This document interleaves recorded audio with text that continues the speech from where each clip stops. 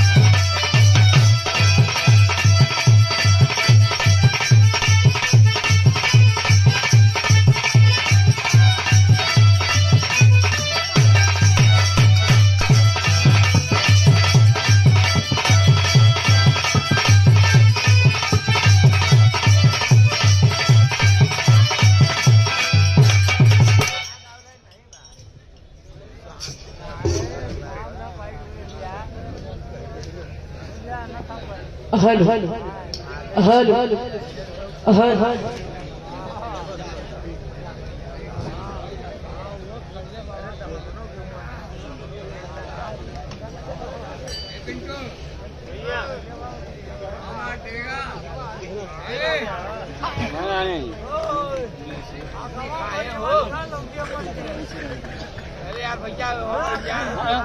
Hello hello hello check hello hello ये कितनी से कम करो भैया।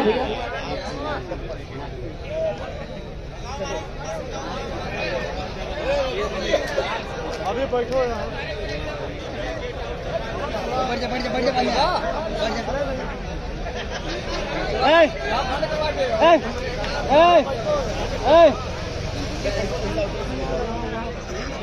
Hello hello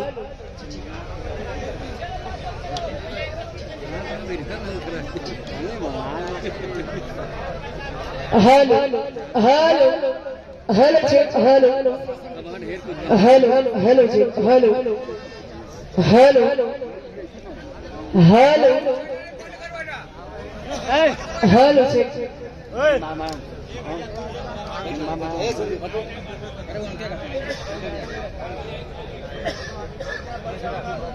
hello hello check hello hello hello hello hello hello भैया दूरी बनाइए इसमें। Hello hello hello hello hello hello hello भैया हारमोनियम से देखा। हेलो ऐसा कीजिए आप हेलो सबसे बढ़िया, नहीं तो कोई नहीं कोई भैया बैठिए।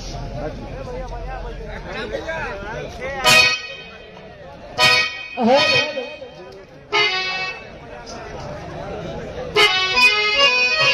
हेलो हेलो हेलो हेलो ऊपर वाले भैया टेबल लगाइए। हेलो हेलो हेलो बस हाँ छोड़ दो। हेलो हारमोनियम से सीटी आ रही है देखिए। हेलो हेलो हेलो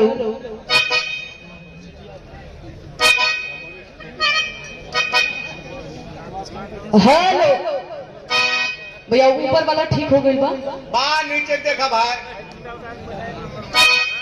इन लोगन के देखना ठीक बा।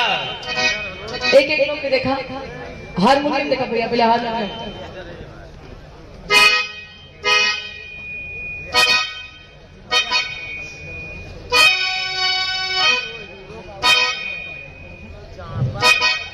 थोड़ा सा ट्रबल कम कर दीजिए, आ जाएगी थोड़ा सा।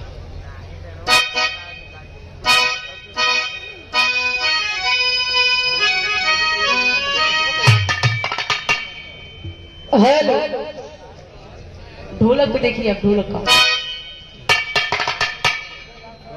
बेस। कोरस। हेलो ठीक ठीक। हेलो ठीक बा। बस भैया एक छोड़।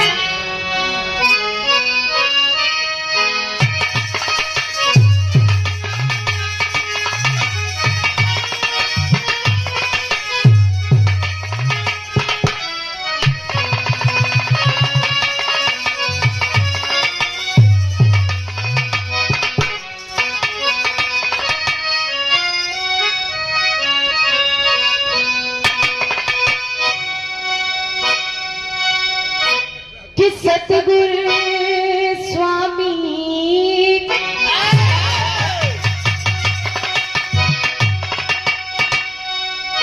दीन बंधु दे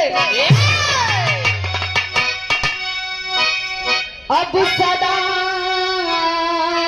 झुकई दे।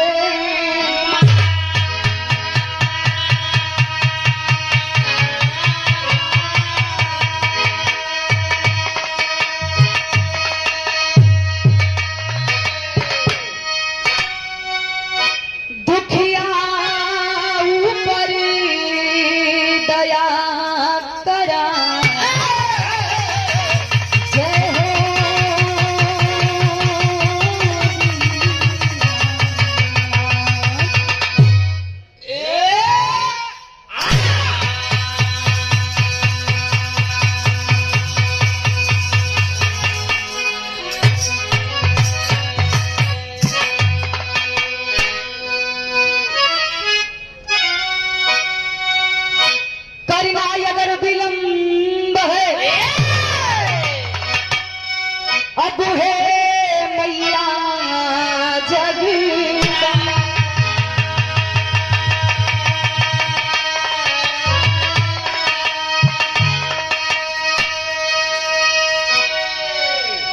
कि तब तक आए संभारिए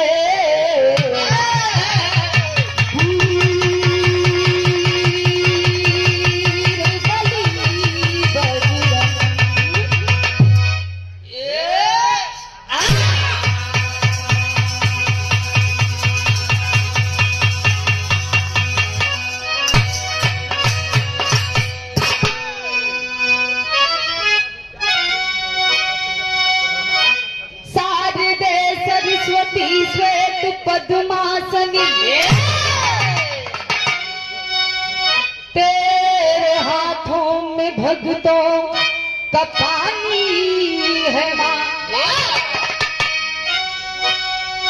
बेसहारों को तूने सहारा दिया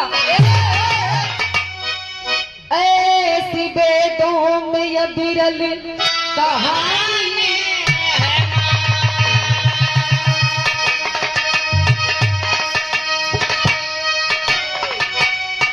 आज तरुणी भंवर बीच उलझी हुई पार कर दे ये मौसम तूफानी है।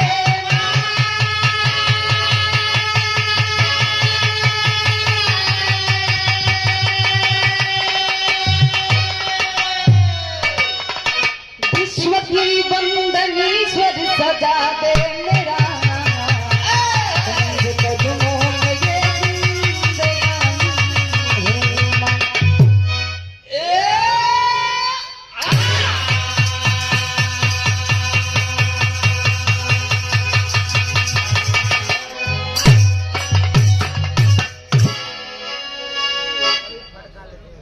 हेलो सर्वप्रथम ऐतिहासिक धरती जो हमारे पूर्वजों की धरती कही जाती है, यदकुल शिरोमणि जो कभी भी जीवन में हार नहीं माने, अपने हिंदुस्तान में ही नहीं बाबूजी बल्कि विदेशों में भी जिनके नाम का गुणगान हुआ करता है। हमारे पूर्वज वीर लोरी शंभरू दादा की ऐतिहासिक पावन सरजमी, सोनभद्र की ऐतिहासिक पावन सरजमी मारकुंडी जो कि प्रसिद्ध और प्रचलित था लोरी पत्थर। इस ऐतिहासिक धरती को प्रणाम करते हुए विगत वर्षों की भांति इस वर्ष भी यह शानदार कार्यक्रम गोवर्धन पूजा के उपलक्ष्य में रखा गया है। और इस समिति के जितने भी अध्यक्ष हैं उन सब का मैं दिल से धन्यवाद करना चाहती हूँ। श्री चंद्रभूषण यादव भटोलिया और श्री परमेश्वर यादव महुआ, श्री कमला यादव महुआ, श्री कामता यादव एंड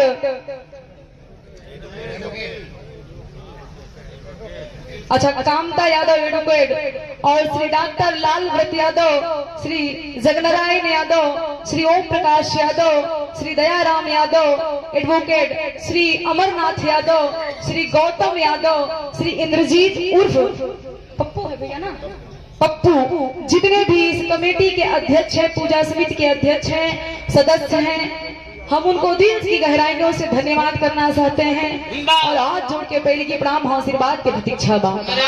और इस पावन सरजमी पे, इस धरती पे बैठे हमारे बिरहा के श्रोता सम्राट भाई बंधु जेके हम देखा थे, ये जेके ना देख पावत है, वो पीछे वाले भैयन के हाथ जोड़ के आप लोग पर वहीं से हाथ उठा के आशीर्वाद दे दा। बहुत बहुत धन्यवाद। हाँ, आप लोगों के कि आज के जमाना में बतावल गई है ये बाबू कि लोगों के पास समय के अभाव है, समय के उनके पास नहीं खे बा, लेकिन आप लोग इतना कीमती टाइम हम कलाकारन के देते हुए आप लोगों के दिल से धन्यवाद है। और मंच पे विराजमान मंचासीन इस क्षेत्र के जिला अध्यक्ष राम निहोर यादव और हमारे लोकप्रिय विधायक जितेंद्र कुमार एडवोकेट और इस मंच पे विराजमान जितने भी प्रधान जी, बीडीसी, क्षेत्र पंचायत, जिला पंचायत, जितने भी पदाधिकारीगण हैं और सबके दिलों में राज करने वाले हमारे धर्म के बड़े भाई कमलेश उर्फ नेता यादव मारकुंडी सोनभद्र से भैया के बड़ा ही योगदान है। हमनी के धरती पे आवे के अवसर मिलल, भैया के द्वारा बड़ा ही भव्य स्वागत भइल, एक सुंदर पुष्पहार और एक शॉल और 500 रुपए का आशीर्वाद। बहुत बहुत धन्यवाद। हाँ,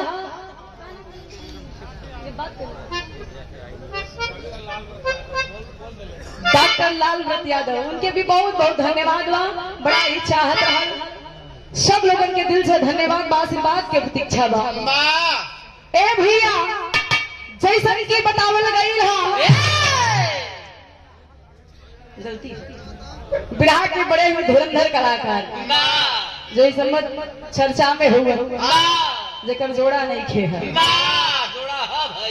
अरे पागल यहाँ नहीं खेगा, संसार में सब का जोड़ा बनल है। हाँ तो वो ठीक बा। बिरहा के बड़े ही सुंदर कलाकार, सबके दिलों में राज करने वाले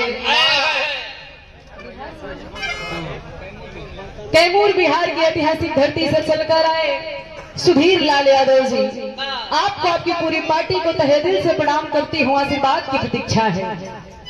जैसे कि बतावल गई कोनो भी शुभ कार्य करे से पहले अपना अपना सामान चेक करते हैं। चेक करना भाई ठिकाई ला मास्टर के सिटी दे दो। तो आप लोग बुरा मत मन, यहाँ सामान के मतलब जो स्टैंड लगल है भैया के साउंड एक नंबर है। एसी बोर्ड इनका इनके घरे है तो के कैसे पता भाई हमारे साढ़ू लगलन। बाप रे बाप, ये प्रतापगढ़ से अवध हो सोनभद्र की धरती बनकर साढ़ुआन हो गई। कहीं भी हो सकेला, देखा भैया हमारी रिश्तेदारी करत हो मेरे पास। अच्छा।